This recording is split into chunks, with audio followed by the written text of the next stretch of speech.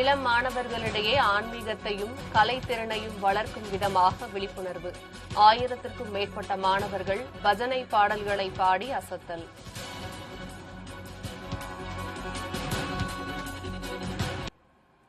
கோவையில் நடைபெற்ற பள்ளி மாணவ மாணவியருக்கான பஜனை போட்டியில் ஏராளமானோர் பங்கேற்றனர். கோவையில் பள்ளி மாணவ மாணவியர்களிடையே ஆன்மீகத்தையும் கலைத்திறனையும் வளர்க்கும் விதமாக வாழும் கலை அமைப்பு சார்பாக பஜனை போட்டிகள் நவ இந்தியா பகுதியில் உள்ள தனியார் அரங்கில் நடைபெற்றது. ஸ்வரதாராங்கினி எனும் தலைப்பில் நடைபெற்ற இப்போட்டியில் கோவை, ஈரோடு, திருப்பூர் உள்ளிட்ட பல்வேறு மாவட்டங்களிலிருந்து சுமார் 70 பள்ளிகளைச் சேர்ந்த 600க்கும் மேற்பட்ட மாணவ மாணவிகள் கலந்து கொண்டனர்.